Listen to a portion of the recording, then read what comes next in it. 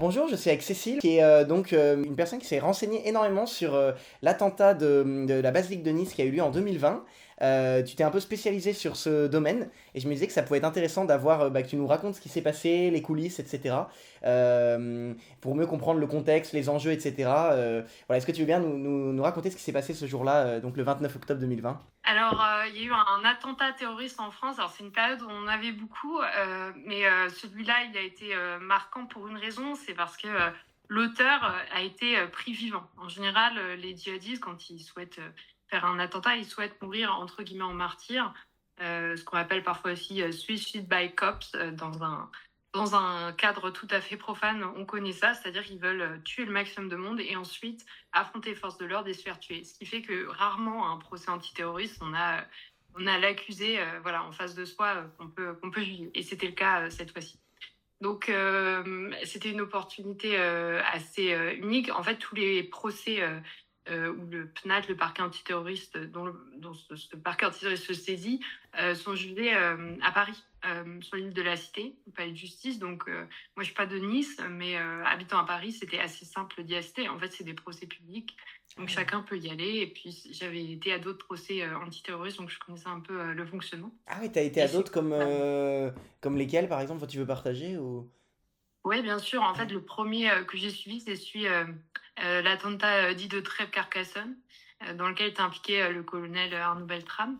Et pareil, là, la raison, c'est que je connaissais, j'étais en lien avec certains des proches de la famille Beltrame. Et puis, bien sûr, vu que c'est à Paris, bah, c'est loin des lieux où ça a eu lieu et donc de facto loin de ses proches. Donc, Tarbes, c'est pas si simple depuis Paris. Donc, j'étais là aussi pour transmettre un peu comment ça se passait à des proches qui le souhaitaient. Et donc, en fait, à ce moment-là, je me suis dit, je connais pas, enfin, c'était difficile pour moi de juger ce qui se passait. Il fallait que je vois aussi dans d'autres procès antiterroristes qu'est-ce qui était du coup différent, saillant, pour mieux les appréhender. C'est comme ça que j'en ai suivi quelques-uns.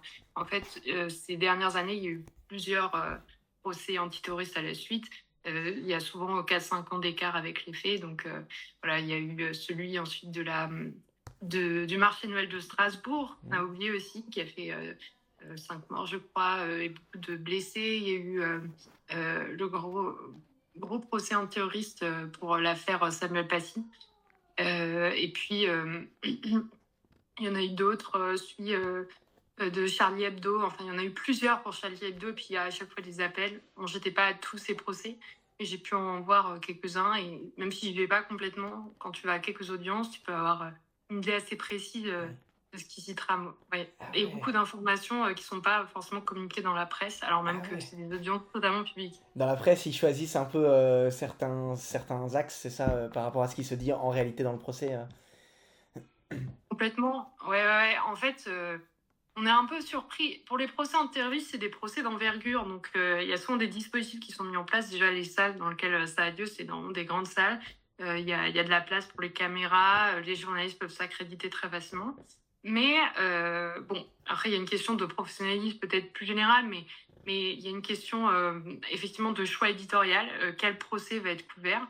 Même pour le procès Samuel Paty, qui était un gros procès, y compris en symbolique, j'ai vu aucun journaliste couvrir de A à Z le procès. Alors certes, c'est de l'argent pour les médias, parce qu'il faut payer un correspondant sur place, mais ça veut dire aussi que personne n'a le fil absolument continu. Alors après, les chroniqueurs judiciaires, ils sont habitués, ils savent quelles sont potentiellement les séquences les plus touchantes ou celles qui vont faire le buzz médiatiquement, mais en réalité, c'est pas celle où on apprend le plus d'informations. Par exemple, Hmm. souvent, ils vont à celles où il y a les parties civiles qui interviennent, donc les personnes connues, mais du coup, celles-là vont être surcouvertes, il y aura plein de comptes rendus, et inversement, des sessions où ça va être des amis de l'accusé, etc. Bon, ça peut passer un peu entre les gouttes. C'est vrai que souvent, c'est pas toujours le plus intéressant, mais il y a des choses qui se disent.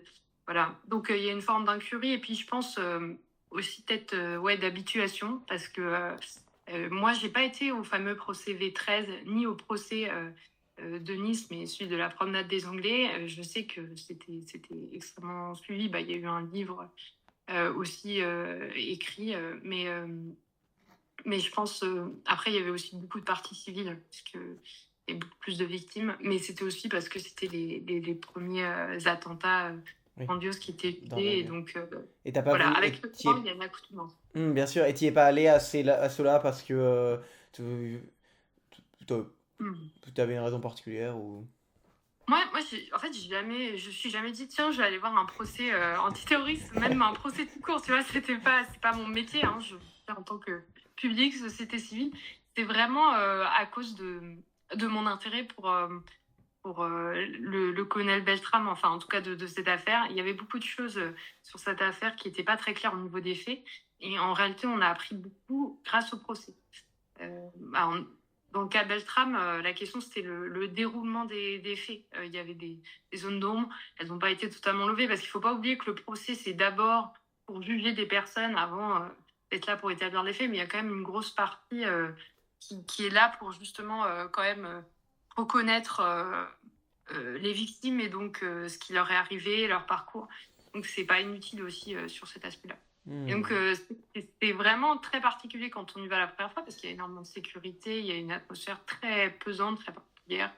Et donc, effectivement, c'est à partir de là que je les suis un peu plus régulièrement. Et puis, il y a d'autres personnes comme moi qui y vont, qui, eux, pour le coup, étaient là dès ces grands procès. Et puis, on faisait pas mal de pénal déjà. Moi, c'est un peu particulier, mais c'est vrai que ça s'enchaîne parce que le procès Beltrame, ça a eu lieu l'an dernier. Et là, tu vois, je pense que je commence à avoir un peu une expérience, même si je pense que ce serait bien de pouvoir les faire de manière. De pouvoir les suivre de manière exhaustive. Il y a des associations de victimes qui font ça. Mais tu vois, je pense à l'attentat dit Opéra à Paris, où il y a eu un mort. Bon, personne n'en a vraiment beaucoup entendu parler. Pourtant, il y a eu un appel ou alors le procès qui a suivi juste après à Lyon. Il y a eu un attentat aussi à Lyon et pareil, ils avaient capturé l'auteur et pareil, il y a un peu un silence médiatique à part la PQR. La presse régionale est souvent très bien informée et elle a un bon dispositif autour. Mais ouais, moi, Hmm. j'en ferais plus, ne serait-ce que par reconnaissance pour les victimes et des personnes qui souffrent. Et c'est pas simplement les victimes blessées, Bien mais sûr. c'est tout leur entourage. Donc je comprends, oui. Donc du coup, le premier que tu avais suivi un petit peu, c'était celui du colonel Beltrame, parce que tu connaissais un petit peu des proches. Et ensuite, tu as voulu, un petit peu, par reconnaissance pour les victimes, par intérêt pour comprendre les enjeux, le contexte, un petit peu peut-être. Est-ce que, donc après, tu as suivi celui de la basilique de Nice? Est-ce que tu veux bien nous en parler? Enfin, est-ce que c'est dans cet ordre que ça s'est fait pour toi, c'est ça? C'était en deuxième ou... Ouais, alors non, non, parce qu'en fait, le deuxième grand procès que j'ai suivi beaucoup plus que je pensais au départ, c'était celui de Samuel Paty, sur l'affaire Samuel Paty. En fait, c'est étonnant, mais il y a beaucoup de similitudes entre le procès Beltrame et Paty. Et ça éclaire une des raisons pourquoi je vais à ces procès. Même si c'est par reconnaissance des victimes de manière générale, c'est vrai qu'il y a quand même certains procès où la figure de la victime, en fait, dépasse même celle de l'auteur, du bourreau, et par sa particularité, par ce qu'elle est, par l'attitude qu'elle a eue. Et c'est le cas dans l'affaire du colonel Beltrame, on ne se souvient plus du nom du terroriste, et tant mieux. Et c'est le cas aussi dans l'affaire Samuel Paty. C'est deux figures très marquantes, pour des raisons très différentes. Mais il y avait quasiment un sacerdoce dans leur vocation professionnelle, l'un en tant que gendarme, l'autre en tant que professeur. Ils n'ont pas été tués au hasard. Ça aussi, c'est une distinction. Et donc, c'est des figures extrêmement positives. Et d'ailleurs, euh, je trouve qu'on pourrait encore plus le souligner. Par exemple, dans l'affaire Beltrame, ce qu'on a découvert au procès, euh, c'est le professionnalisme extrême du colonel, et notamment, ça a permis de balayer certaines théories conspirationnistes ou certaines explications. Par exemple, il luttait, mais le terroriste avait un pistolet déchargé, par exemple, ce genre de fausses versions qui étaient répandues, y compris dans les documentaires diffusés quasiment au moment du procès. Et puis, dans l'affaire Paty, c'est étonnant, mais il y avait une dimension aussi très martyrielle et très étonnamment, parce que c'est quelqu'un qui, en fait, avait été victime d'une cabale pendant 2 semaines avant son assassinat. Et en fait, c'était ça qui rendait le procès très intéressant, parce que ça montrait un professeur qui n'était pas lâche, voilà, mais qui a été abandonné et qui a été vendu parce que c'est ça, en fait, le tueur ne le connaissait pas, mais il a été vendu par des collégiens euh, à son futur bourreau qui l'a décapité, mais surtout qui avait payé, et ça, je trouve que c'était un détail, tu vois, qui n'a pas été relevé, mais ô combien significatif. Il a été vendu pour 30 billets de 10 euros, 300 euros. Et je trouve que le parallèle christique est quand même très surprenant. Ah Voilà, donc oui, il y ah oui, avait, au sens où voilà, Jésus a été vendu pour une bourse de 30 deniers. Ouais. c'était pas Ah ouais, un chrétien, Samuel intéressant. Paty, même Ouais. s'il était culture chrétienne, mais je trouve que Hmm. la similitude flagrante, moi, ça m'a sauté aux yeux, mais personne l'a noté, parce que je pense qu'il Hmm. n'y avait pas un suivi, ou alors un intérêt pour la figure en tant que telle. Alors, si dans le cas de Patty, il y avait quand même beaucoup de questions sociétales connexes qui étaient en lien, notamment la question à quel point ceux qui participent à alimenter une rumeur, une cabale, sont aussi coupables de l'assassinat. Et ça a été très bien jugé et même couvert. Mais sur la figure, sur ces figures en tant que telles, je pense qu'il y avait plus à dire. Et donc, c'est dans cette démarche que j'ai fait d'abord Beltrame, puis Patty, et puis les victimes de Nice. Je pense que c'est les 3 gros procès que j'ai suivis. J'en ai suivi d'autres. Mais pareil, les victimes de la Belgique de Nice, c'est des victimes, certes, mais il y a aussi, dans ce qu'elles faisaient, dans ce qu'elles étaient, il y a quelque chose d'encore plus symbolique qu'ils gagnaient à être précisé en détail. Et c'est pour ça que j'y suis allée. Mais j'y suis allée moi, mais j'avais incité plein de monde à y aller, y compris des médias professionnels. Mais je n'ai pas été vraiment suivie, donc j'y suis Ah allée oui, toute pour seule. toi, ça a été un peu pas assez bien couvert, cet attentat de la basilique de Nice. Pas assez bien traité par l'actualité, par les médias. Ouais, clairement non. Déjà, est-ce que toi, t'en as entendu parler? Va pas trop, en toute honnêteté. Pas trop, ouais. Là, c'est significatif, alors que bon, t'es impliqué dans tout ce qui est actualité, même religieuse, tu vois. En fait, un symbole tout simple de ça, c'est qu'il y a une grande salle qui a été faite ad hoc pour le procès V13 et qui a été réemployée Le pour... procès V13, c'est celui du 13 novembre? Ouais. exactement. Donc, c'est une salle provisoire, mais qui a des dimensions particulières permettant d'accueillir beaucoup de monde, y compris du public. Et là, en fait, la plupart des procès que j'avais suivis avaient eu lieu là. Mais ce procès de la Basilique de Nice a lieu dans une autre salle qui était beaucoup plus petite, alors même que la salle n'avait pas été démontée.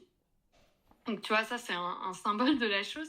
Je pense qu'ils avaient vraiment bien fait les choses parce qu'en réalité, en termes de sécurité, tu avais en fait toute la rue devant. Parce qu'on est au niveau de la Sainte-Chapelle qui était barricadée, protégée par des CRS, en plus des compagnies de gendarmerie, celle de la garde républicaine et ceux qui venaient spécialement protéger le procès. En termes de sécurité et même accès des médias, c'était parfait. Mais il y avait peu de médias. Et parfois, certains médias étaient là en dilettante. Bref. Et puis, en termes de public, une mobilisation. De toute façon, ça a été tellement petite que ne pouvait pas y avoir trop de monde. À un moment, même, c'était plein. Et dans ces conditions, normalement, ils doivent permettre la publicité des débats, donc ils doivent diffuser dans une salle. Mais bon, voilà, ça n'a pas été. Voilà, on n'avait juste pas accès, c'est une place. Et puis, ça a été très rapide aussi. Ça a été 3 semaines. Et les séances n'étaient pas très longues. Toi, Donc, c'était un t'es allé peu. à toutes les séances? Ah non, bah non, je peux pas parce que c'est des horaires de travail. Ah oui. Je travaille à côté, c'est pas mon boulot. C'est le boulot des journalistes normalement, mais bon. Euh, mais là, en l'occurrence, je m'arrangeais. J'ai la chance d'habiter et de travailler pas loin. Donc, essayer dès que je pouvais d'aller à une séance ou parfois j'ai même posé des congés pour quand j'avais vraiment une audience qui me semblait capitale parce que j'avais réussi à récupérer un peu de heures de planning, c'est jamais facile. Mais ouais, je me rendais compte que c'était pas facile parce que euh, dans des procès antiterroristes, des fois, les avocats en profitent pour faire de la publicité. Donc, ça peut être très long, les séances de questions, etc. Donc, ça déborde le soir, le midi. Là, c'était pas le cas. On sentait que les gens voulaient finir à l'heure, pas commencer trop tôt non plus. Donc, voilà, il fallait être présent sur des horaires de bureau. Moi, je pouvais pas tout suivre, mais j'ai quand même suivi une bonne partie. Et donc, et puis j'ai pu reconstituer, et ça, c'est aussi l'avantage d'être allé à d'autres procès antiterroristes. Même dans les avocats qui étaient présents, c'est beaucoup des avocats du barreau du coin, donc en l'occurrence de Nice, donc ils n'ont pas forcément fait d'autres procès de nature antiterroriste. Quoique pour Nice, avec le procès de la promenade des Anglais, il y a beaucoup d'avocats qui étaient concernés. Mais le fait d'avoir d'autres procès similaires en tête, ça me permettait de reconstituer très facilement Hmm. nous. Et puis, il y a des choses très similaires entre ces procès. Oui. Alors peut-être avant que tu nous racontes le procès, le déroulé du procès et comment tu l'as vécu, est-ce que tu peux nous rappeler un peu la chronologie des faits? Comment s'est déroulé déjà, enfin l'attentat en tant que tel, il a constitué en quoi ce 29 octobre 2020? Est-ce que tu peux nous rappeler? Peut-être tout le monde l'a plus en Mhm. tête. Ah oui, oui, bah ça c'est l'avantage aussi du procès, c'est qu'il te le rappelle. Alors moi j'aurais dû relire mes notes et l'article que j'ai écrit sur le sujet, mais je vais essayer de te faire de tête et sans trop de détails spatio-temporels trop précis. Mais l'idée c'est que donc c'est un jeune Tunisien qui débarque à Lampedusa, euh, voilà, sur un bateau de fortune qui est pris en charge par la Croix-Rouge italienne, qui débarque en Italie, qui remonte en France, alors illégalement, bon, et qui arrive à Nice, je crois 3 semaines après son départ, et qui là-bas, en je crois 48 heures, fait quelques repérages autour de la basilique, et puis le 29 octobre, un jeudi matin 2020, il entre peu après que la basilique a été ouverte par son sacristain, et il va commettre 3 assassinats assez affreux, puisqu'à l'aide d'un couteau, en fait, il en avait plusieurs dans son sac, mais il en utilise un avec lequel il attaque d'abord Nadine Vincent, qui était une, une paroissienne qui se recueillait pour prier avant son travail. Il l'égorge, il tue ensuite euh, le, Simone Barreto Silva, qui était aussi une fidèle brésilienne, qui était venue porter secours parce qu'on l'avait informé qu'il y avait une personne blessée dans la basilique. Et puis enfin, il s'en prend à Vincent Lopez, qui était le sacristain, qui pareil était venu porter secours. Et il l'égorge également. Et alors, Madame Barreto Silva réussit à sortir de la basilique parce que quand il voit le sacristain, il se précipite sur lui, et donc elle mourra de ses blessures quelques heures plus tard. Mais donc il y a 3 morts, et il y a une intervention très rapide. Ça, c'était soumis au procès des forces de police municipale d'abord, qui réussit à le neutraliser sans le tuer. Visiblement, le terroriste était placé à un endroit où il attendait les forces de l'ordre pour se faire tuer, mais aussi pour les tuer. Et grâce à l'usage notamment de taser, mais aussi leur très bon usage de l'arme, ils ont réussi à le neutraliser. Et puis ensuite à, à stabiliser son état de santé. Et donc c'est pour ça que quelques années plus tard, il a pu être jugé. Waouh.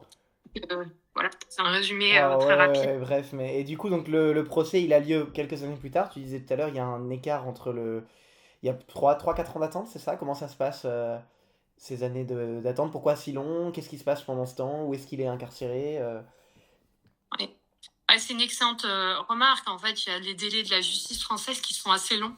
Ça, c'est surprenant. Tu vois, je te prends un exemple. En Allemagne, tu as eu un policier, Ruben Laur, qui s'est fait aussi tuer au couteau à Mannheim. Ça avait beaucoup marqué les Allemands. Et moins d'un an plus tard, il y avait déjà son procès, quoi. Ça m'a frappé. Mais là, Ouais. effectivement, il y a le temps judiciaire français qui est un peu plus long. En fait, dans un cas comme ça, il y a une autosaisine du PNAD, du parquet antiterroriste, parce qu'il faut déterminer que c'est un attentat de nature terroriste, donc c'est une juridiction spéciale où c'est que des juges professionnels qui vont le juger in fine. Mais il y a beaucoup d'éléments de dossiers à constituer avant de pouvoir euh, bah, préparer un procès de cette ampleur. En fait, il y a une difficulté particulière, et ça, on le voit dans beaucoup d'attentats djihadistes, c'est que le, le terroriste a essayé aussi de faire croire qu'il était fou, qu'il avait une amnésie juste sur les faits. Ça rendait compliqué. Enfin voilà, ça, il faut aussi faire des expertises. Bon. Et puis, il a été très peu coopératif. En fait, c'était un prisonnier terrible parce qu'il a dû être changé sans cesse de maison d'arrêt et être mis à l'isolement, parce qu'il attaquait en permanence les soignants, les membres de l'administration pénitentiaire. En fait, c'est une machine à tuer. Cette personne souhaitait, dès qu'elle avait une possibilité de le faire, se saisir d'une arme et tuer, et peut-être se faire tuer en échange. Enfin, il y avait une forme de dangerosité extrême du Ah détenu qui ouais. faisait que Ah oui, donc, c'était très compliqué à vivre. ah oui, et donc l'attentat aussi, au nom de... Il l'a revendiqué direct au nom de Allah, enfin il a... co- Oui, oui, ça a été pas très compliqué à démontrer. Il y avait aussi un Coran à noter sur lui avec des versets guerriers soulignés. Enfin, il avait, oui.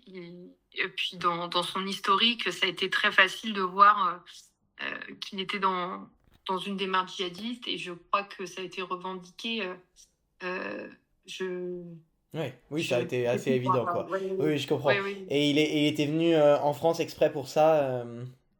Ben, en fait, justement, c'est ça qui est compliqué, d'où aussi mon hésitation, c'est que même là, avec un procès où on a eu 3 semaines et une phase d'instruction longue pour justement avoir des éléments, il y a d'énormes zones d'ombre du procès. En fait, on ne sait pas s'il a été commandité, parce que on a pu étudier sa radicalisation en Tunisie, puis il avait déjà été délinquant et puis il s'est ensuite transformé en radicalisé salafiste, etc. Donc on ne sait pas s'il a été envoyé pour commettre cet attentat s'il était tout seul, parce qu'il y a eu un manque de coopération de la Tunisie à ce niveau-là, on ne sait pas s'il a des complices. Il a été jugé tout seul, quoi. Alors que probablement, pour faire un tel voyage, alors qu'il parlait pas si bien que ça le français, qu'il n'avait pas de connaissances a priori ou sur place, même s'il a été aidé, et ça aussi, ça reste quand même Ah un ouais. point sensible, bah, c'est quand même surprenant. Bon, Oui. alors certes, c'était le plus gros coupable, mais imaginons qu'il avait été tué, est-ce qu'on aurait eu ne serait-ce Hmm. plus à juillet, quoi. Oui, puis on se radicalise pas tout seul, de toute façon. Donc c'est Ah, sûr ça que... c'est sûr, oui. Et il avait quel âge, pardon? Tu l'as peut-être dit, mais... Ah, il était tout jeune, je pense qu'il avait 21 ans. 21. Euh, Et... ouais. Tu vois, D'accord. j'aurais dû avoir mes Non, notes non, quelque t'inquiète pas, part. t'inquiète pas. Oui, Et en tout cas, il était jeune, et donc du coup, ah, donc pendant quelques années, il change comme ça de maison d'arrêt en maison d'arrêt. Est-ce que c'est des prisonniers, je suppose, qui sont particulièrement surveillés? On sait que, je crois pour Salah Abdeslam, il était H24 sous caméra, si je dis pas de bêtises. ouais. Est-ce que donc, voilà, c'est des prisonniers qui sont traités d'une façon particulière, peut-être, pour être sûr qu'ils s'échappent pas ou... Bah ouais, qu'ils s'en prennent pas. Enfin, en fait, ils peuvent tout transformer en armes dans leur cellule. Donc, il faut faire déjà super gaffe. Wow. Donc, dangerosité extrême. Enfin, pareil, ils peuvent aussi radicaliser les autres Bah oui, détenus. oui. Enfin, donc c'est très, très compliqué. Et pour... C'est franchement. Et en plus, il parle pas, tu disais qu'il parlait pas très bien français, du coup, c'est pas trop compliqué pour Ouais. communiquer avec lui. Bah, Ah, peut-être après pendant le procès, justement, toi, t'as eu l'occasion, du coup, tu l'as rencontré enfin, dans la salle, tu l'as vu à plusieurs. Il était là toutes les séances, en fait, lui, en tant que. Bah oui, je ouais, suppose. tout à fait. Ah ouais, c'est obligatoire, hein, Ah il bah doit oui. tout suivre. Ah ouais. Alors, comment En ça se fait, passe? Il est dans un. Je connais très peu hein, ce monde de.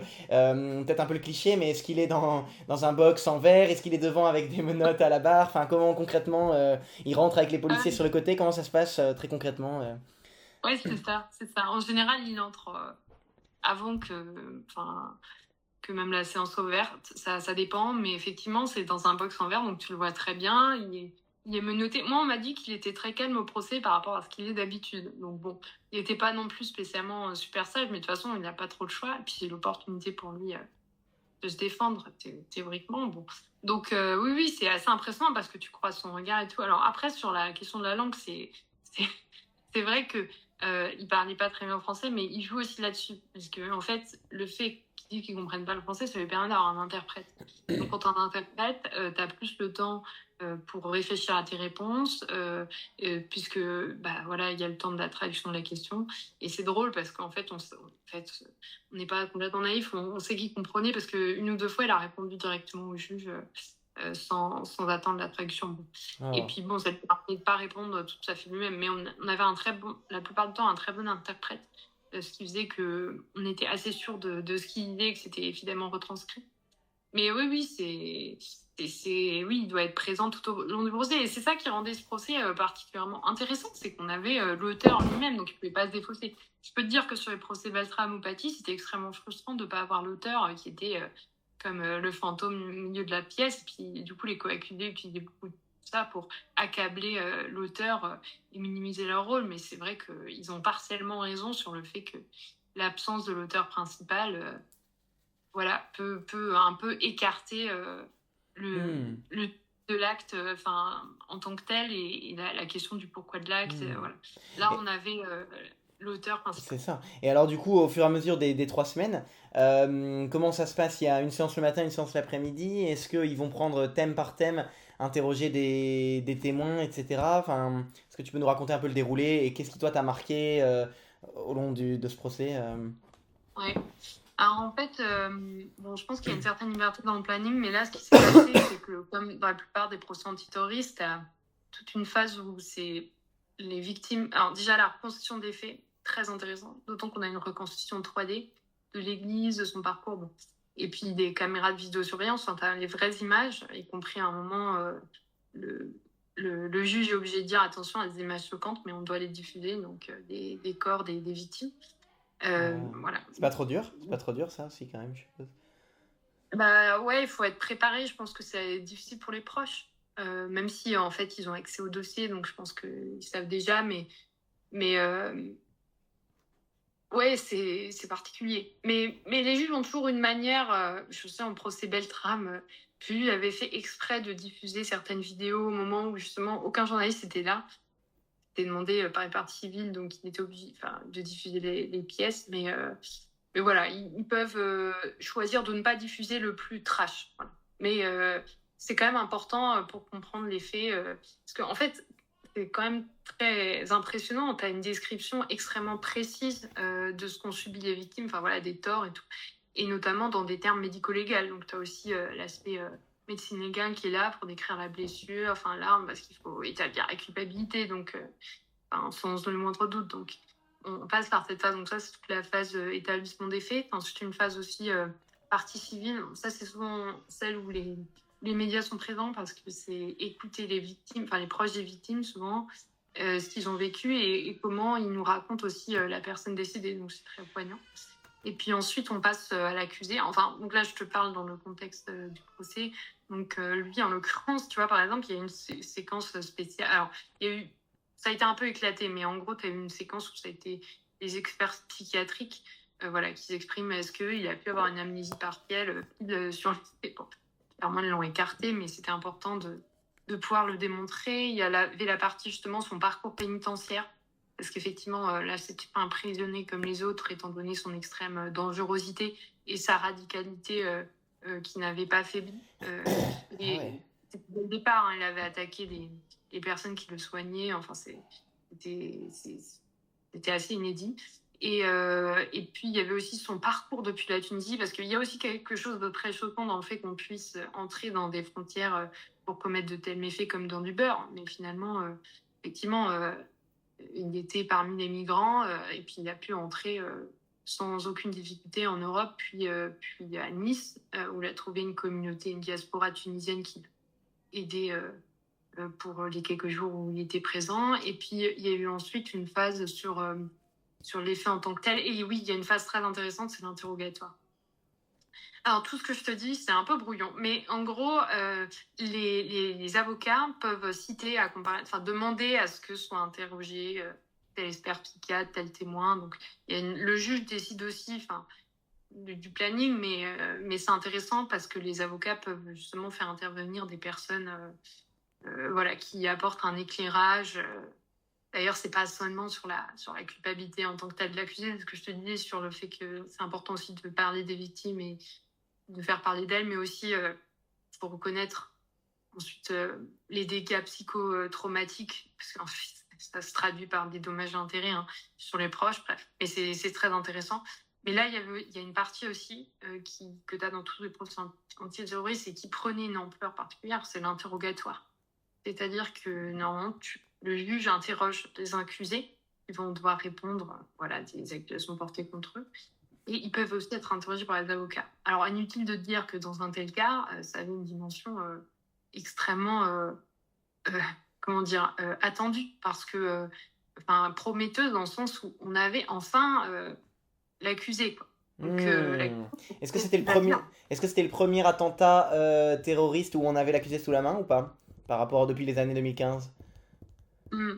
Pas complètement. Je crois me souvenir que je pense que par exemple l'attentat au hachoir, Charlie Hebdo, mais c'était peut-être juste après. Il y avait l'accusé. Bon, Salah Abdeslam, mais tu vois, Salah Abdeslam, même lui, tu vois, on n'avait que lui, et puis il a dit dès le départ, Je refuse de. Enfin, voilà, je suis un soldat de l'État islamique, je ne parlerai pas. Enfin, voilà, quoi. Donc, c'était très. Même Ouais. là, on n'en avait qu'un seul. Voilà. Ouais. Petite Et, parenthèse, Salah Abdeslam, pendant le procès du V13, là, il est resté silencieux du coup tout le long.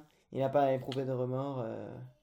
ah oui, oui, oui, oui, oui. Et puis, il n'était pas du tout coopératif. Ah oui, d'accord. Ouais, ouais, mais tu vois, même là, c'est celui qui s'est pas fait exploser. Donc, finalement, c'est pas le cœur de l'action lui-même. Même si, bah, du coup, heureusement qu'il était là pour qu'il y ait quand même un procès de certains auteurs. Bon, mais là, en l'occurrence, effectivement, de procès de cette ampleur où on a l'auteur. Ah, je pense que même Saint-Michel, le métro en 95, je pense que des fois, t'avais l'auteur, mais c'est quand même rare parce qu'il y a vraiment cette dimension de vouloir mourir en martyr. En tout cas, c'est ce qu'exprimait le terrorisme. Alors, je mets évidemment 10 000 guillemets à mourir en martyr, mais si tu veux, les juges antiterroristes sont tellement habitués à ce terme qu'ils l'utilisent maintenant sans guillemets presque. C'est la terminologie djihadiste. C'est-à-dire que là, on était clairement dans un cas où il désirait se faire tuer et il avait tout pour le faire. En fait, les policiers auraient pu, ils étaient en situation de légitime défense, le tuer. Et D'ailleurs, voilà, la question, c'est qu'effectivement, ça aurait été tout à fait légitime de faire, mais on n'aurait pas eu ce procès. Oui. j'ai deux questions. Des personnes comme cette accusée là de l'attentat de la basilique ou encore Salah Abdeslam, est-ce que du coup, quand ils sont en prison, ils vont avoir des tendances suicidaires? Est-ce qu'ils vont essayer de se suicider? Est-ce on leur empêche ou pas vraiment puisqu'ils voulaient Ouais, mourir? Ils ont l'impression d'avoir raté un petit peu leur coup en un sens ou... ouais, complètement. Ah, complètement. Il est mourir martyr. C'est ça qui est terrible. Enfin, d'ailleurs, je sais pas si on en reparlera, mais Ouais. pour lui, il a pas fini son œuvre. Là, il est content de ce qu'il a fait, Ah c'est là. sûr. Euh, mais l'idée, c'est d'avoir le paradis. Donc, dans sa vision du monde, et bah, s'il tue des mécréants et qu'il est tué par eux, et bah, il va direct au paradis. Donc, Ouais, ouais, bah l'idée, on c'est pourra en reparler effectivement oui. tout à l'heure sur le sens de tout ça. Et juste, j'ai une autre question aussi. Du coup, comment l'auteur de l'attentat de la basilique de Nice, comment il s'est fait arrêter vivant? Du coup, ils l'ont tiré dans la jambe ou ils l'ont immobilisé? Comment ça s'est passé? Tu te souviens de ça ou... Ouais. Bah, alors, du coup, c'est pour ça, vu que lui, il a un désir de paradis, de mourir en martyr, l'idée, c'est aussi qu'il faut tuer parce que c'est mieux. Et puis, quand c'est des forces de l'ordre, d'où le fait que quand c'était le colonel Beltrame, il y avait une dimension de grande satisfaction de la part de terroriste de pouvoir s'en prendre à des forces de l'ordre. Donc là, en fait, il attendait avec ses couteaux, il a crié à la Akbar et ils ont réussi à éviter des coups de couteau de sa part en utilisant un taser. En fait, il était en plus dans une entrée de la basilique en L, donc ils étaient vraiment pas bien positionnés pour l'appréhender. Mais ils ont réussi, du coup, oui, ils lui ont tiré dans l'entrejambe et voilà, c'est comme ça que ça l'a immobilisé. Mais même encore à ce moment-là, il était encore en train de cracher, enfin, sur eux, de dire des phrases horribles. Et donc, c'est comme ça qu'ils l'ont attaqué. Mais en fait, son état de santé a mis du temps à se stabiliser. Ils ont tout fait pour le maintenir en vie. Hein. Ce qui pose question, hein, parce que pourquoi on le maintient en vie? Parce qu'avec tout l'argent que ça coûte aussi, parce que quand tu as des prisonniers comme ça, les soins. Enfin, bon, la France est d'ailleurs Un des est seuls bonne mère, pays, hein, parce ouais. qu'il y a tous les soins médicaux qu'il veut, enfin, voilà, y compris hormonaux. Il est pris en charge. Enfin, ça coûte de l'argent hein, en prison en termes d'unité pénitentiaire. Il a ses droits. Il avait 2 avocats. Bon. Donc, mais l'idée, c'était peut-être de le faire répondre de ses actes. Et en soi, c'est pas absurde, malgré le fait que. Puis, malgré le fait que ça coûte tous ces argent. Et puis l'idée aussi, c'est d'envoyer un message aux futurs djihadistes en herbe, de leur dire, bah, même si vous faites ça, vous n'êtes même pas sûr de vous faire tuer. Donc méfiez-vous. Parce qu'ensuite, c'est prison à vie. Et donc, en réalité, c'est mieux pour eux que de mourir. Mais de leur point de vue, ça peut être pire, quoi. Ou ça peut être un enfer à vivre. Donc c'est un bon message de dire, attention, on ne vous tue pas systématiquement. En fait, ils ont le droit. Ils peuvent tout à fait, force de l'ordre, tuer, en l'occurrence plus des policiers municipaux, quoi. C'était pas les hygiènes, quoi. Mais c'est pas, enfin, le scénario ne se déroulera pas exactement comme le terroriste le souhaite nécessairement. Bien sûr. Et ça, c'est bien pour les futurs candidats au martyrs. Ouais, bien sûr. Oh là là, donc du coup donc le procès, il y a cette phase. T'étais tout à l'heure, pardon, je t'ai peut-être un peu coupé sur la phase d'interrogatoire. Tu disais que c'est là où on apprend beaucoup de choses, peut-être sur ses intentions, peut-être. Est-ce que il a pu répondre un petit peu? Est-ce qu'il disait la vérité? Est-ce qu'il se gênait pas pour mentir? Est-ce que tu as des souvenirs en particulier qui t'ont marqué dans les réponses qu'il a pu dire? Ouais. Ouais, alors là, c'est là que tu vois qu'il se passe des choses. Non, en fait, il s'est passé quelque chose d'incroyable. C'est que, donc, lui, sa ligne de défense, c'est je me souviens de rien. Donc, c'est passé pour un cas psychiatrique. D'ailleurs, certains réussissent, hein, parce que t'as pas toujours des saisies du PNAT. C'est parfois, ils sont jugés abolition du discernement. Ça fait souvent scandale. Je pense au médecin Alban Gervaise, notamment. Bah, c'est la question, enfin, quand tu dis Allah Akbar en tuant quelqu'un, est-ce que t'es un fou ou pas? Bon. Est-ce qu'ils Des prennent, fois, pardon, c'est des cas à la je te coupe, mais j'ai justement une question. Est-ce qu'ils prennent de la drogue avant pour avoir la force de faire ça? Parce que je veux dire, il faut être sacrément. Enfin, faut pas avoir peur, quoi, pour aller affronter la mort comme ça de face. Mhm. Ouais, c'est une bonne question. Dans plusieurs cas, et je crois que dans son cas, c'est des consommateurs de drogue, mais c'est pas forcément à des niveaux qui les mettent dans un état. Là, je crois il était positif à la drogue, mais est-ce qu'il en a forcément besoin? De toute façon, pour faire des actes d'une telle violence, en tout cas, tu dois être nourri par un imaginaire. Je crois qu'il y avait beaucoup d'images qu'on a retrouvées, bon, parce que, enfin, faire des mouvements de scie sur quelqu'un, il faut déshumaniser la personne de manière particulière. C'est pas n'importe quelle mise à mort. Bon, bref. Oui, Mais du c'est coup, clair. effectivement, on peut pas dire que quelqu'un d'équilibré va commettre un Bah attentat. non, Donc, oui. c'est vrai que Oui, la frontière est mince, quoi. Tu oui, vois. oui, c'est sûr. Oui, oui, à quel cas à quel degré ça relève de la psychiatrie et à quel moment ça Oui. relève de sa responsabilité. Ça va pas être évident, ça. Ouais.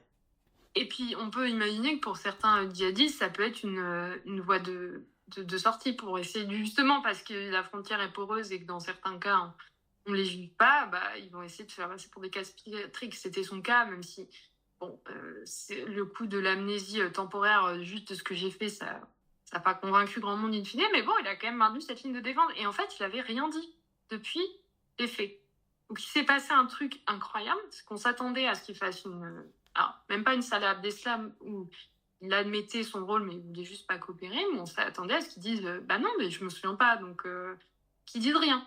Ce que font souvent des co-accusés d'ailleurs, dans des cas d'antiterrorisme. Et là, il y a eu une sorte de stupéfaction générale, parce qu'il a avoué, en fait, dès le début.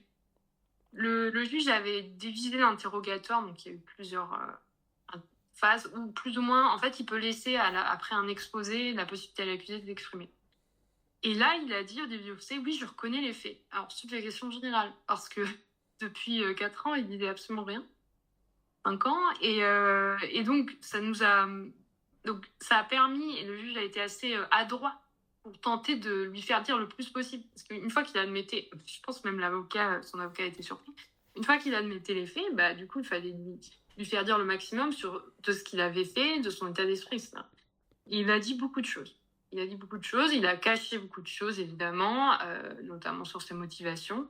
Mais alors, certains le regrettent, mais il a utilisé aussi ce procès comme une tribune politique pour expliquer de manière très crue, oui, mais il y a des musulmans qui sont tués dans le monde, et donc ce n'est que justice. Donc, bon, ça voulait dire qu'il comprenait ce qu'il avait fait et qu'il assumait la dimension politique. Alors, certains disaient, oui, c'est pas bien, on lui donne une tribune. Bah, au contraire, ça lui permettait d'expliciter ses motivations.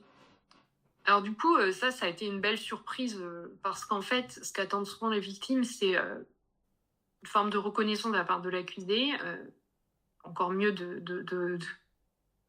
bah, voilà, de pardon, d'attitude de regret. C'est pas le cas avec des terroristes djihadistes, mais le simple fait de reconnaître les faits, c'est une source de soulagement. Et puis la question, c'est pourquoi il les avait tués, dans quelles circonstances. Donc là, il s'était pas vraiment appesanti. Mais le simple fait qu'il avoue et qu'on puisse lui faire dire des choses, c'était énorme et c'était bien. Il a avoué tout en disant qu'il se souvenait plus quand même, c'est ça? Il était sur Oui. les deux angles, quoi. Il Bah, recou- il a dit un truc, par exemple, je me reconnais sur les caméras.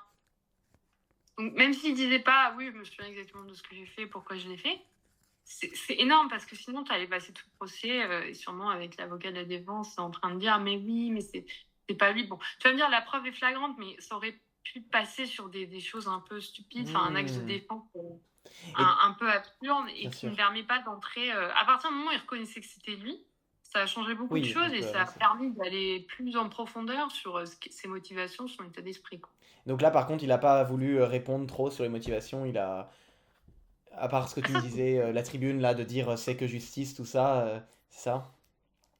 ça, c'était très intéressant parce que même jusqu'à enfin, tout ce qu'il va dire, c'est intéressant. Par exemple, il refusait de dire qu'il avait été dans une église pour tuer des gens parce qu'ils étaient chrétiens. Tu vois, il faisait exprès de jamais employer le terme chrétien. Il disait eux ou les occidentaux et tout. Et à un moment, parce qu'en fait, l'église, pour une fois, c'est constituée partie civile et a demandé à ce qu'on reconnaisse les circonstances aggravantes du crime commis en raison de la religion et il s'est braqué. Il dit non, pas du tout. Ce qui veut dire quelque chose, par contraste. Mais c'était intéressant de voir ce qu'il disait et ce qu'il voulait pas dire. Il prenait soin de ne pas désigner ses victimes. En tout cas, de ne pas dire exactement ses motivations profondes. Il parlait que de l'injustice dans le monde et ce n'est que justice de... Alors, c'était un peu disque rayé. Je pense que les avocats auraient pu encore plus le travailler sur son choix de cible.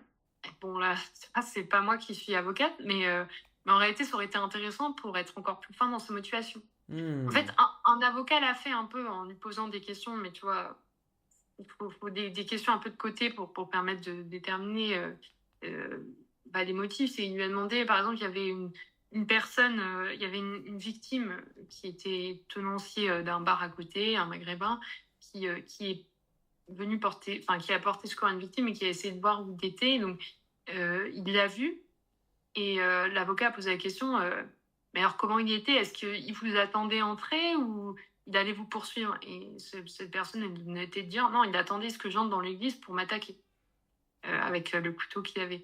Et donc, ça peut te paraître anodin, mais en fait, ce que ça voulait dire, c'est qu'il attendait que les gens soient dans l'église pour les attaquer. Il n'a pas attaqué dans la rue. Il n'a pas ou à attaqué la n'importe Fnac. qui au hasard, oui, c'est ça. C'était bien Ouais. ciblé. Et du coup, question, parce que lui-même, tu disais, il a un avocat. Il avait un avocat ou plusieurs. Comment ça se Ouais. passe quand on est avocat de... Quelle est la ligne qui essaye de, je veux dire, de défendre l'avocat? C'est toujours la question, les avocats des terroristes, ça pose toujours un peu question. Ouais, tu as tout à fait raison. En fait, il y a plusieurs lignes possibles. Il y en a qui sont très mauvaises. Je me souviens au procès Paty, par exemple. Il y en avait qui avaient choisi, mais la pire ligne, c'est-à-dire de justement, alors en l'occurrence, c'était un des accusés, Abdelhakim Sefrioui, qui était proche des frères musulmans, et d'essayer de dire, mais oui, mais il y avait quand même, enfin, le contexte d'islamophobie, et puis c'est pas bien. Enfin, il fallait pas chercher à justifier. Donc, en général, ceux qui cherchent à trouver des circonstances atténuantes sur des matières de terrorisme, ça marche pas trop bien. Ce qui marche bien, paradoxalement, c'est l'honnêteté, parce que c'est comme pour les procès de drogue, il y a beaucoup de mensonges de tous les témoins. Ça, c'est assez insupportable quand les proches mentent. Alors là, il était un peu isolé, esselé, l'accusé, mais dans les autres procès, c'est tout le temps comme ça et c'est vraiment agaçant. Donc, paradoxalement, la carte de l'honnêteté joue en faveur parce qu'il y a une forme de taquilla, de dissimulation, mais qui est pas une doctrine, mais un art. C'est vraiment très fascinant à voir. Donc, ils mentent très bien, mais avec un grand naturel, spontanéité. Et je parle pas que des accusés, mais aussi de leurs proches ou des témoins. Bon. Donc, effectivement, il y a certains avocats qui coopèrent, qui au moins admettent les faits et qui ensuite essaient de trouver des circonstances atténuantes dans l'enfance, etc. Et ça, paradoxalement, ça marche mieux parce que on a un grand besoin de vérité dont on manque beaucoup dans ces procès antiterroristes. Et ça a été un peu le cas de... Alors, franchement, je reconnais que devoir défendre un tel type, c'est pas facile parce que je sais même pas s'il était au courant de la ligne qu'allait suivre son client quand il a avoué. Au départ, il a essayé de jouer sur justement la psychiatrie. Donc, oui, mais il faut faire une contre-expertise parce que bon... oui, mais du coup, quand son propre client avoue... Bon. Donc... j'ai pas trouvé la défense transcendante, mais au moins elle avait de la dignité parce que elle essayait pas de nous prendre pour des imbéciles. Voilà, oui, il a commis ses faits. Est-ce que dans son enfance en Tunisie, on peut trouver des éléments atténuant sa culpabilité? En réalité, c'est vrai qu'il y a une chose qui, je pense, peut être dite, c'est qu'il croit au paradis en tuant des gens, mais il y a quelqu'un qui l'a trompé. Ça c'est intéressant de se dire, pour avoir une conviction tellement faussée et tellement diabolique de ce qu'est Dieu. Bon. Donc en soi, il est victime aussi de ça. Mais voilà. Donc, Comme dans ce il y avait un film, peu est-ce que tu connais le film Prisoners? non. Prisoners. Enfin, ou en tout cas, il y a enfin, ça montre bien le fait que quand quelqu'un qui est vraiment coupable, mais qui a reproduit finalement ce qu'il avait vécu dans son enfance, Et oui, mais une fois qu'on a dit ça, effectivement, ça n'enlève pas qu'il est coupable. Mais c'est sûr que ça pose des questions. On pourra finir tout à l'heure peut-être par une partie plus théologique sur le sens de tout ça. Euh, mais en tout cas, avant aussi, j'avais une question peut-être sur les parties civiles, donc les victimes, pardon, ou les proches des victimes, puisque les trois victimes sont décédées. Est-ce que, Oui. enfin voilà, ça doit être très émouvant, très dur à voir. Elles sont sûrement traumatisées. Voilà, comment t'as vécu ça, toi, d'assister à ça quand elles racontent Ouais. Moi, j'ai pas été à la semaine où elles ont déposé parce que je pouvais pas. J'étais en déplacement en Angleterre. Donc, c'est un grand regret parce que je pense que ça aurait été très intéressant et même poignant d'avoir leur témoignage. Mais de fait, comme je te dis, souvent il y a un peu plus de monde quand il y a des victimes. Et puis, j'ai pu en recroiser d'autres parce que certaines ont assisté au procès tout du long. Donc, c'est un grand privilège. Et ouais, par amour pour leurs parents, que ce soit mari, père, voilà, épouse, ou par fidélité pour un ami, ça j'ai trouvé ça extrêmement poignant. En fait, tu avais deux choses, c'est que tu as les victimes donc directes, enfin des familles des morts, et puis tu as un autre point qui est un peu plus sensible, c'est que tu as aussi toutes les personnes qui ont été traumatisées parce qu'elles sont intervenues, notamment il y avait des pompiers, tout ça. Et là, il y a quelque chose qui est un peu mesquin, c'est que le parquet donc antiterroristes, donc c'est les avocats généraux qui représentent la société civile, enfin, ils sont très restrictifs sur les parties civiles qui peuvent être connues.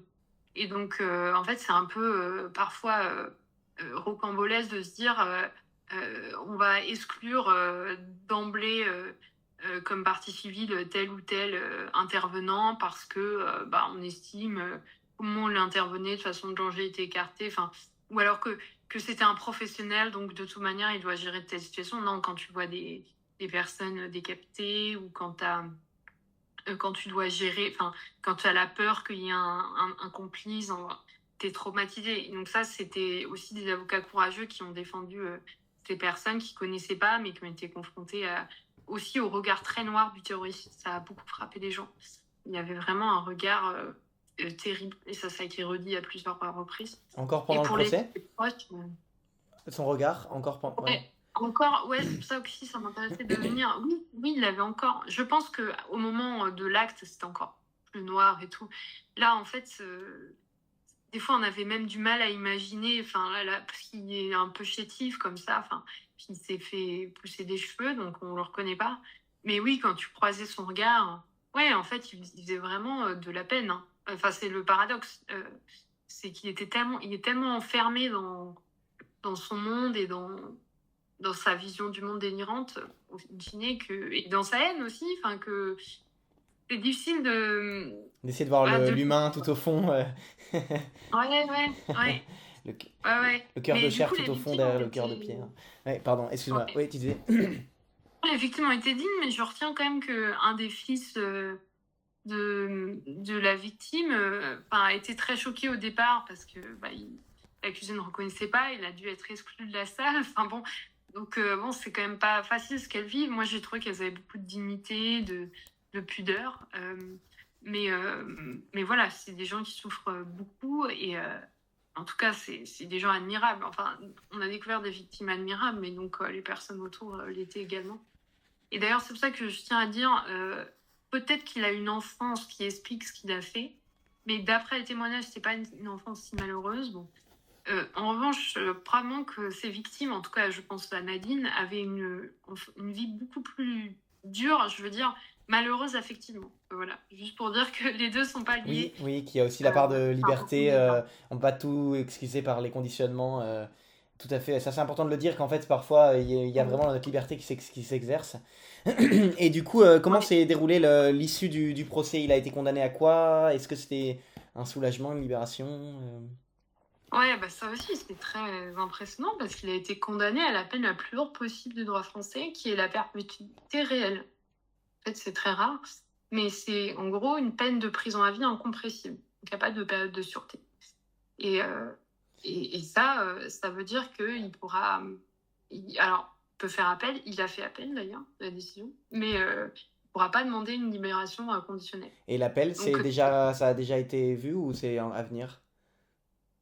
Euh, En fait, une fois que la décision est annoncée, il a quelques jours pour décider ou non de faire appel. Et, très sincèrement, les gens ne savaient pas s'il le ferait ou pas. Moi, je pensais que oui. Et effectivement, il a décidé de faire appel. Donc, rebelote sur un nouveau procès qui va être organisé. Et on reprend tout de Mais zéro quand c'est comme ça, quand il y a appel oui, oui, oui, Oh là oui. là. Mais c'est plus rapide. J'ai pas encore fait les procès antiterroristes d'appel, mais moi, ce qu'on m'a dit, c'est qu'effectivement, tu peux aller plus vite. Mais tu vois, pour lui, c'est de nouveau l'occasion de parler, de livrer sa D'attirer vision les du monde et projecteurs. peut-être de dire.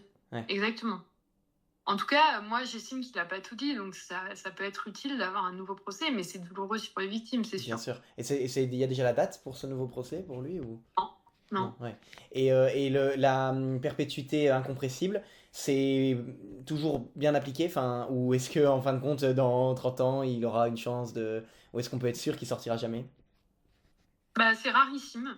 J'en discutais avec quelqu'un enfin, de l'AFP, donc qui connaît un peu le milieu judiciaire. Et lui, il avait, à part Salah Abdeslam, il connaissait pas d'autres cas. Enfin, en fait, on se demandait même si c'était pas la première fois que ça avait été requis et prononcé. Hmm. Mais je pense qu'aussi, il y a toujours un moyen, tu vois, tu as un changement judiciaire. Les nouvelles On lois décide. dans 50 ans. Ouais, Ouais. c'est ça. Mais Ouais. en fait, c'est un symbole très fort, c'est qu'on estime qu'il est tellement dangereux qu'en fait, il va pas se réformer. Et c'est vrai que c'est très particulier à ce procès. Alors, c'est vrai que c'était un peu soulageant par rapport à d'autres procès où tu as peur que justement il passe un peu entre les mailles du filet parce que c'est très difficile d'établir des preuves et puis de la certitude. Bon, mais c'était soulageant parce que bah il y avait pas vraiment de suspense tellement il y avait aucun élément atténuant. Mais en même temps, comment dire, ah oui, j'en perds le fil.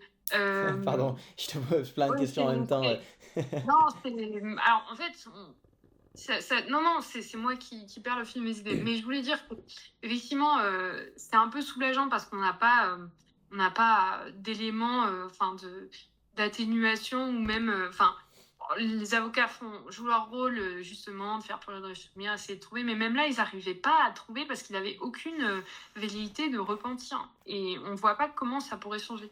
Donc c'est quand même Ça pose question. impressionnant comme Ouais. peine. Mais alors, le seul inconvénient aussi, c'est que du coup, c'est tellement évident que on va pas creuser dans les détails de ses motivations, notamment sur la circonstance aggravante, parce que c'est déjà le maximum. Bien Mais sûr. ça veut dire quelque chose, hein. Il le mérite, selon toi, la perpétuité. Bah oui, oui, non, mais si ça a été prononcé à la majorité, enfin, ouais, les juges sont pas des méchants. Ouais. Enfin, Ils voilà, essayent c'est des d'être juges justes, quoi. professionnels, hein. Ouais. Et puis en plus, donc Ouais. tu disais, il y a probablement que 2 cas de toute la France, lui et Salah Abdeslam, qui ont eu cette peine. Est-ce Ouais.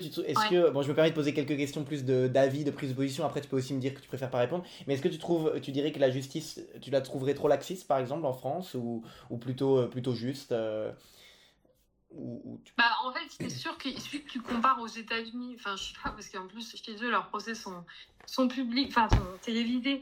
Et tu vois les peines pour des meurtres et tu compares en France, il n'y a pas photo. Non, en France, tu as des peines, là, je te parle en relatif, qui sont. En fait, tu as toute l'échelle de peine qui est basse, en fait. Donc, bon.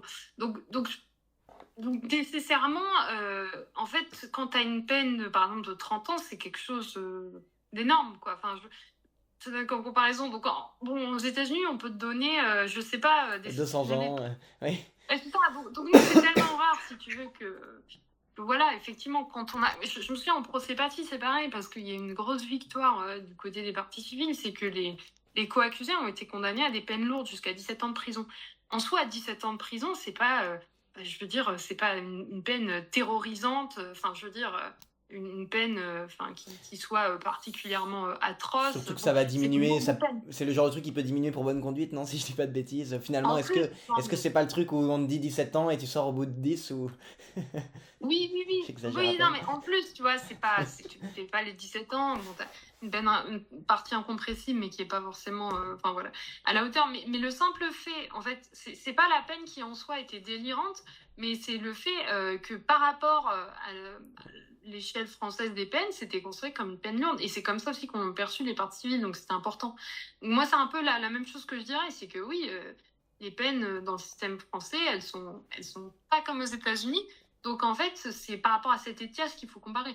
C'est sûr qu'en antiterrorisme, il y a quand même une prise de conscience de la nocivité d'un attentat et de l'importance sociétale d'éviter qu'il y en ait d'autres. Oui, Et donc, du coup, il y a parfois des il peines y a cet lourdes qui aspect sont aussi, prononcées. oui, pour protéger. Ouais, Oui, et pour éviter que ça donne des idées. Parce qu'en gros, sinon, oui, pour le dissuader. scénario, c'est que ce qu'ils essaient de faire, c'est il y en a un qui se tue, qui va au paradis, puisque bah, il a tué Saint Martin.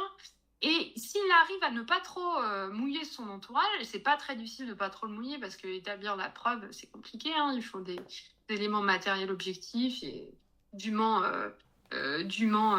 certifiés. Bon, et ben, s'il arrive à pas trop les mouiller, les co-accusés peuvent dire ah bah non, c'est pas moi qui ai commis qui ai commis l'acte en tant que tel, et donc ils peuvent s'en sortir avec des peines légères. Et c'est ce qui s'est passé au procès Beltrame, qui était une catastrophe parce qu'ils ont eu en tout 15 ans à l'ensemble des accusés. Enfin, le sang d'Arnaud Beltrame n'a pas été, on ne lui a pas rendu justice.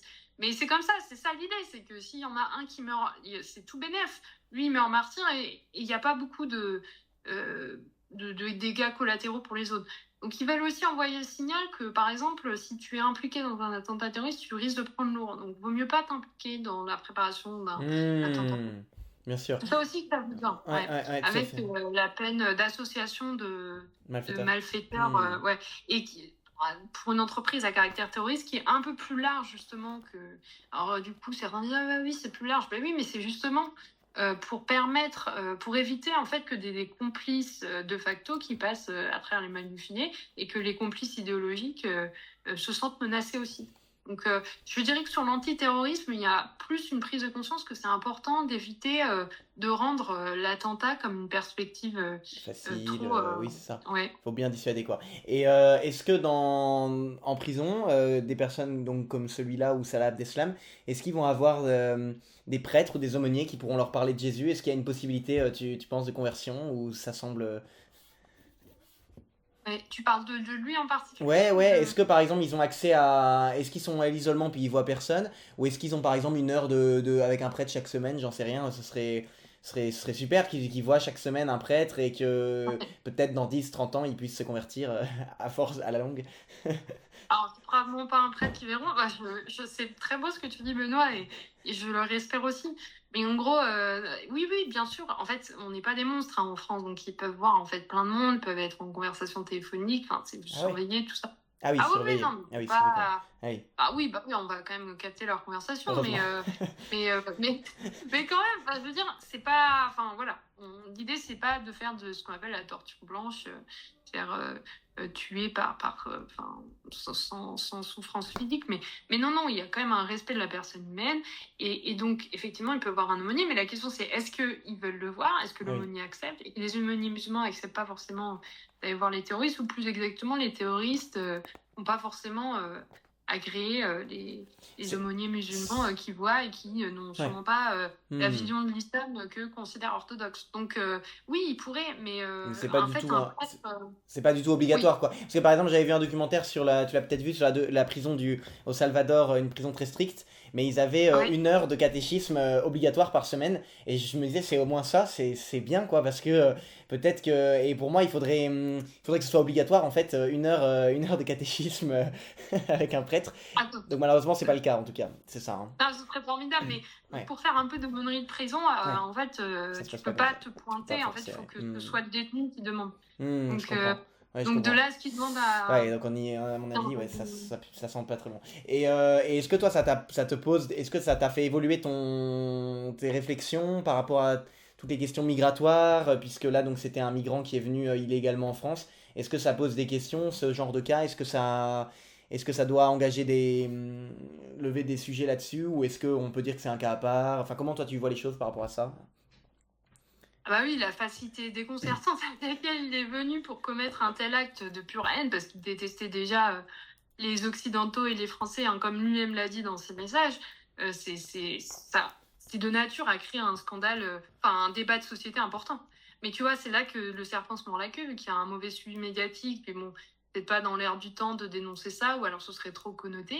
Bah du coup, on n'en discute pas, mais c'est un scandale absolu, parce que c'est comme si c'était normal, comme si c'était un fait divers. Et en plus, c'est pas le seul, parce que Tu vois, je te dis, il y a plein de procès en cours juste après, enfin, quelques semaines après, il y a eu le procès dit de la boucherie à l'Halle de Brest où il y a eu un attentat qui a été déjoué au dernier moment, ce qui fait que c'était un procès particulier parce qu'il n'y avait pas de victime. Donc, bon, dans la configuration, c'était différent, mais c'est pareil, tu vois, c'était un Syrien qui était venu en France et qui a réussi à recréer une structure cellule djihadiste en embarquant enfin voilà, des Français convertis ou d'origine maghrébine, et avec le projet de faire un Oradour-sur-Glane dans un village breton ou quelque chose de similaire, ou de tuer des Chinois enfin, lors de leur fête. Enfin bon, et donc cette tête pensante, en fait, on sait d'ailleurs même pas si il a été envoyé par Daesh ou si euh, enfin voilà, il l'a fait de lui-même. Et pourtant, il a été reconnu comme réfugié en France, ce Syrien.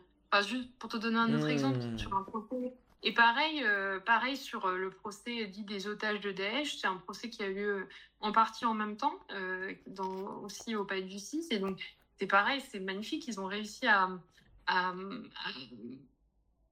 arrêter des personnes qui avaient torturé des otages humanitaires aux journalistes occidentaux lors de la période passe de l'État islamique. Et parmi eux, il y en a un, en fait, il avait le statut de réfugié en Allemagne, et c'est des victimes syriennes qui l'ont reconnu et l'ont dénoncé. Mais ce qui veut dire que le gars, enfin, il s'était installé avec une facilité déconcertante en Occident, et il est probable qu'il allait préparer d'autres crimes parce que c'était un chimiste. Enfin, voilà.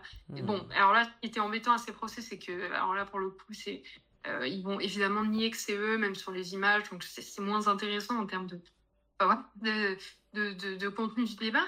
Mais c'est un peu la même problématique. Et quand tu vois ça, tu te dis, bah oui, les gens sont pas en sécurité en France, parce que tu vois, du coup, toutes les haines que ces gens peuvent avoir dans leur pays, enfin, qui sont normalisées, la haine du juif, la haine du chrétien, la haine de l'occidental, bon, du coup, si les frontières ne permettent pas de te protéger de ces gens-là, ils peuvent venir dans ton pays et tuer les personnes qu'ils n'aiment pas, quoi.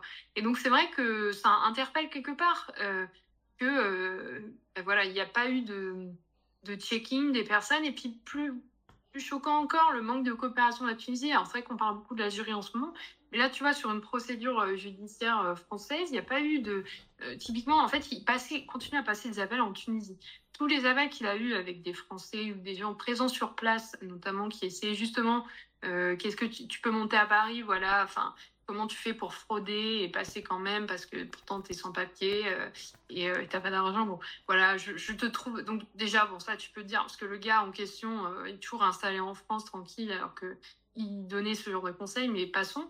Lui, au moins, on a pu capter les conversations, mais il était aussi en conversation avec des Tunisiens, et la Tunisie n'a pas donné l'information sur les propriétaires de cette ligne.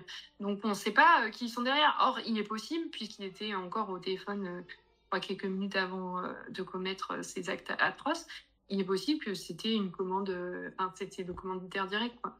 Donc, ouais, il y a plein de Ah questions. ouais.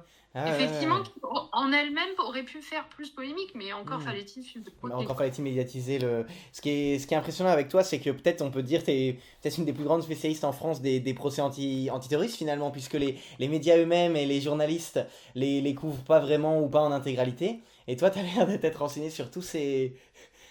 Bravo, hein, c'est impressionnant, c'est passionnant en tout cas de t'écouter. Euh, C'est-à-dire que même pour un truc tout bête, mais quand on fait plusieurs, tu connais les stratégies de défense des proches et tout, et donc tu relativises beaucoup de choses, notamment, tu vois, pour pas dire qu'ils étaient radicaux, pour atténuer cette idée, ils vont dire, oui, il avait une pratique de la religion, mais ils vont dire que sur les aspects qui sont à la fois rigoristes, mais pas non plus trop choquants. Oui, il rappelait de faire la prière, par exemple, ou alors il faisait... Enfin, voilà, donc il priait, bon, soit, qu'est-ce que tu veux dire, quelqu'un qui prie, ou alors il rappelait de faire Ramadan, enfin, pas des choses, et toujours sur des aspects rigoristes, mais pas le cœur il défendait une vision du monde dans lequel tous ceux qui pensent pas comme lui sont des infidèles qui doivent Ouais. mourir et être tués, quoi. Et on Donc, parlait. ce Vas-y, genre de choses, ça fait ensuite relativiser les controverses dans les tu médias m'étonnes. qui prennent un peu trop au sérieux certaines lignes de défense. Ah ouais, ouais, tu m'étonnes. Et du coup, effectivement, on parlait tout à l'heure que c'était délirant la vision de croire qu'ils vont mourir pour aller au paradis en tuant des personnes. Est-ce que toi, tu dirais en tant que on est catholique tous les deux, est-ce que tu penses qu'il, on parlait tout à l'heure de son regard noir, est-ce que tu penses qu'il peut y avoir quelque chose de l'ordre de la possession pour faire un tel acte? Tu as pensé un petit peu à ça, je suppose ou... Ah mais clairement, bah, si tu me poses la question sur ce terrain-là, évidemment, là, on n'est pas complètement sur le terrain judiciaire, mais plutôt théologique, mais clairement, il est complètement possédé. Enfin, c'est évident. Enfin, moi, c'est la chose qui m'a frappée. C'est ça en soi que tu peux ensuite développer une forme de pitié, parce que il est enfermé dans son mal, dans sa haine, et en fait, Faudrait, il se rend pas faudrait compte amener un que... prêtre exorciste. Oui, oui, Si oui, seulement ça pouvait être dans la oui. justice de passer par le prêtre exorciste pour les prisonniers. Ah là là. Bah, oui, oui, si effectivement on était dans un cadre Ah, chrétien, oui, c'est ça, catholique, bah oui. où on pourrait. Et là, il y aurait plus de laïcs, mais c'est vrai qu'effectivement, il marmonnait des prières Hmm. dans son box, hein, on pouvait le voir. Ouais. Enfin, il était encore conditionné, il s'auto-conditionnait, il a éprouvé aucun remords, y Hmm. compris pour les enfants enfin, orphelins. Hmm. Ouais. Ça me fait penser à, je t'enverrai, puis je mettrai en description pour ceux que ça intéresse, il y avait un documentaire là justement sur la prison au Salvador, et où en fait c'était évident dès le début, tu voyais tous les criminels qui ont tué des dizaines de personnes, ils avaient tous des 666 gravés, et il y en avait certains parmi eux qui étaient lucides sur leur situation, et il y en avait un qui expliquait qu'il avait fait un pacte avec le diable pour gagner de l'argent et tuer, et il disait voilà comment le diable nous paye en cette vie, et voilà, et en un sens, pour certains c'est un purgatoire dès cette terre, si tant est qu'ils veulent reconnaître et changer de vie, mais il faut au moins ce remords. Ouais. Donc prions pour eux, parce que c'est vrai que c'est très triste, et voilà, et puis pour les victimes aussi, évidemment, surtout. Mais est-ce que tu as un mot de la fin, peut-être, pour terminer cet entretien? Ouais, en fait, moi, alors, si je peux dire, je Ouais. pense qu'il se rend pas compte, mais il a une énorme chance. Parce qu'en fait, en n'étant pas mort, il a une chance de se convertir.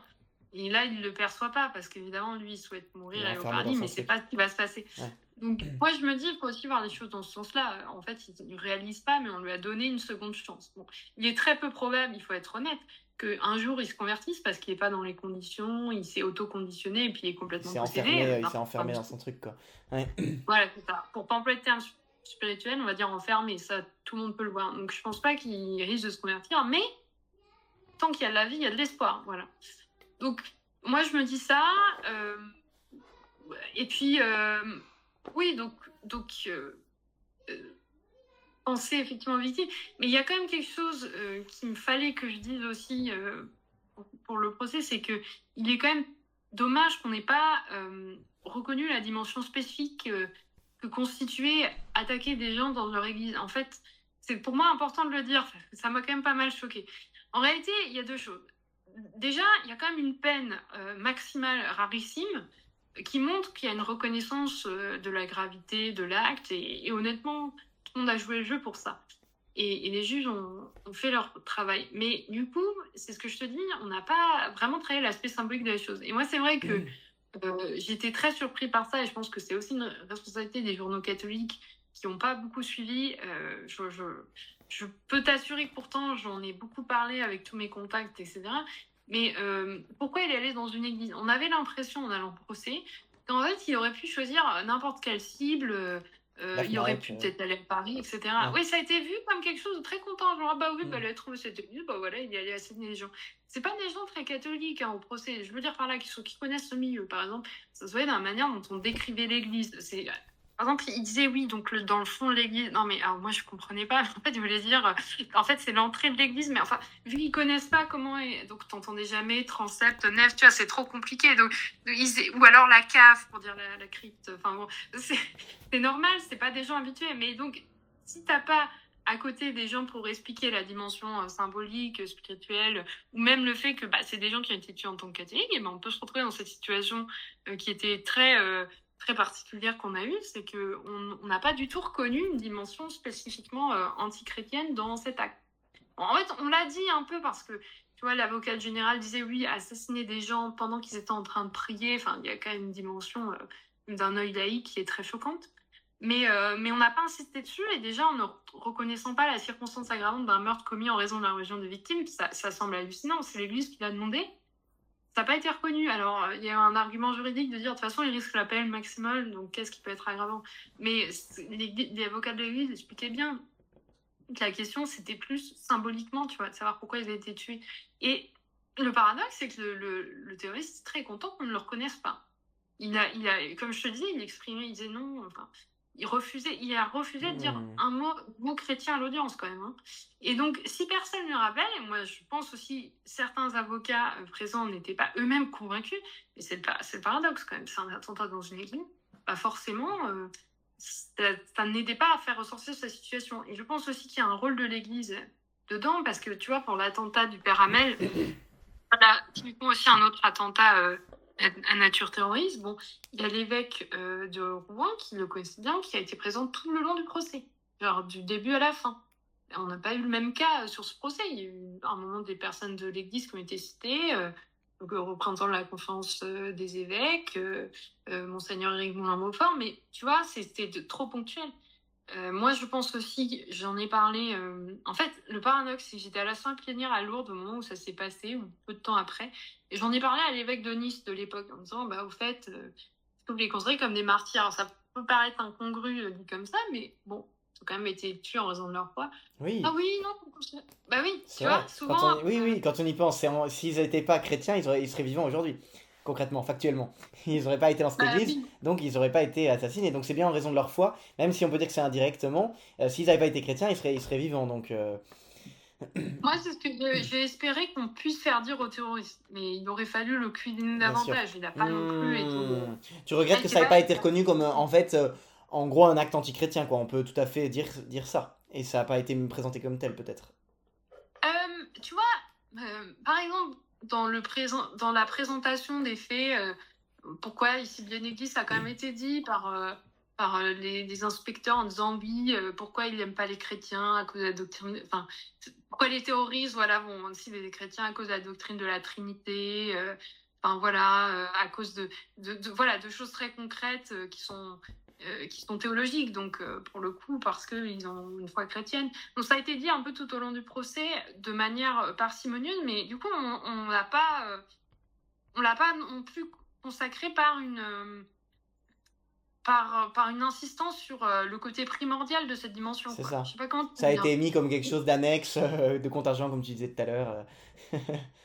Ouais, ouais, exactement, exactement. En En fait, mode, ah oui, c'était il dans est une église, au fait, voilà, mais oui, c'est pas le cœur du truc, alors que c'est la raison, l'essence même de son acte, en fait, pour lui. bah, à un moment, ce qui m'a frappé, c'est qu'on a dit, oui, donc il allait dans une église, ça lui permettait de ne pas tuer de musulmans.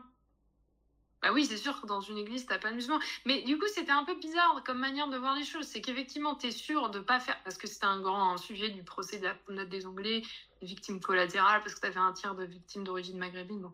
Donc, effectivement, quand t'es dans une église, tu te dis, t'as moins de chances de faire de victimes collatérales. Mais enfin, c'est pas tellement ça. C'est pour. Enfin, tu vois, à un moment, il a quand même. Le juge lui a posé la question, je sais pas s'il le demandait naïvement ou c'était une tactique, mais il a dit oui, donc une église, mais vous savez, parce que dit, ah, vous savez c'est quoi le christianisme?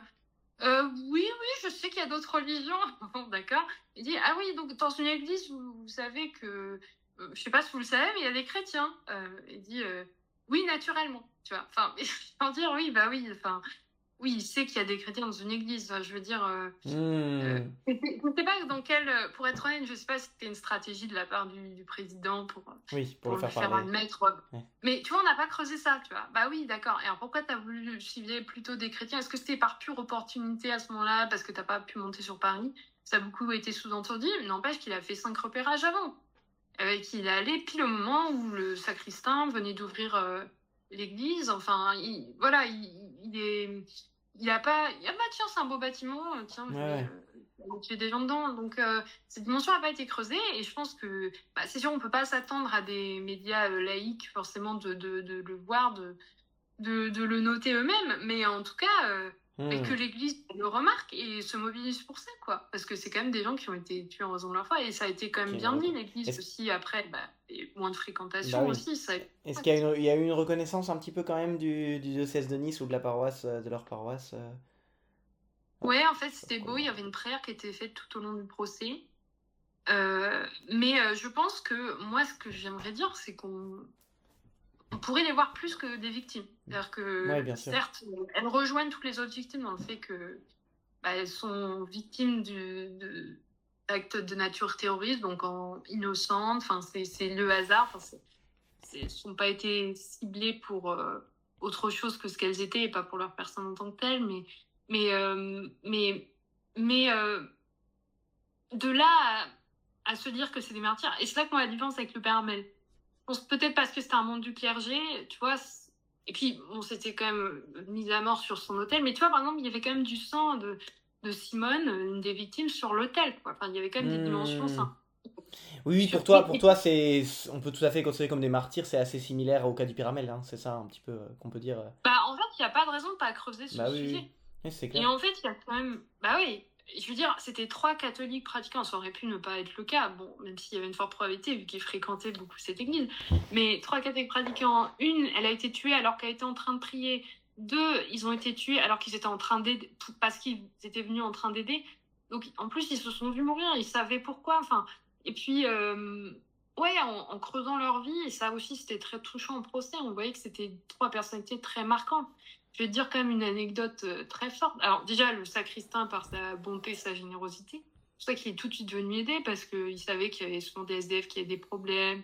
Il venait leur donner du café, enfin, leur payer un café, tout ça. Bon, la Simone Barreto Silva, brésilienne, comme les mamans brésiliennes, exubérantes, pleines de bonté, rayonnantes. Et puis Nadine aussi, très touchant, parce que en fait, elle venait de finir sa propre autobiographie juste avant de mourir, qu'elle venait de confier et qu'elle allait publier. Et donc, effectivement, cette biographie a été publiée post-mortem, et elle raconte des choses qui n'auraient jamais été dites euh, après coup par ses proches, quoi. Parce que c'est très intime, ça révèle des blessures du passé, mais c'est un témoignage absolument bouleversant, parce qu'elle a beaucoup subi, notamment de la part de son père qui était qui a été manipulateur, quoi, et donc et qui pourtant lui a quand même transmis la foi. Donc et elle a souffert tout au long de sa vie, elle a déjà été agressée, etc., et pourtant elle avait cette foi, et elle a trouvé dans la figure du Christ, enfin voilà, de quoi la faire tenir. Et puis elle a trouvé ensuite, des années plus tard, un merveilleux mari qui était présent à ce procès. Mais c'est bouleversant, et de se dire qu'elle avait fini cette autobiographie. Qui écrit une autobiographie, enfin je veux dire, même à 50, 60 ans, bon. Et voilà, donc on a un aperçu de son âme très intime, très poignant. Et donc je me dis, oui, on a de la chance en Occident, si tu veux. On a les moyens de collecter de l'information sur les victimes. Donc c'est l'occasion aussi de creuser ces personnages, Tout à peut-être fait. de les plier, quoi. Tout à Ouais. fait, et de leur rendre hommage. Tout à fait. Merci Cécile. En tout cas, c'est passionnant parce qu'on voit que ça t'a donné une fine analyse de la situation, d'avoir suivi ça de près. C'était vraiment passionnant. Donc merci beaucoup à toi pour ce temps accordé. Merci beaucoup Cécile. C'était Merci. incroyable. J'espère que ça vous donnera, en tout cas, l'envie de creuser. Et puis, ce que vous avez entendu, il y aura un procès en appel, peut-être de plus le suivre, et puis de venir à Paris si vous avez envie, parce que c'est libre, hein. Le public est totalement accueilli et légitime à venir. Merci beaucoup Cécile.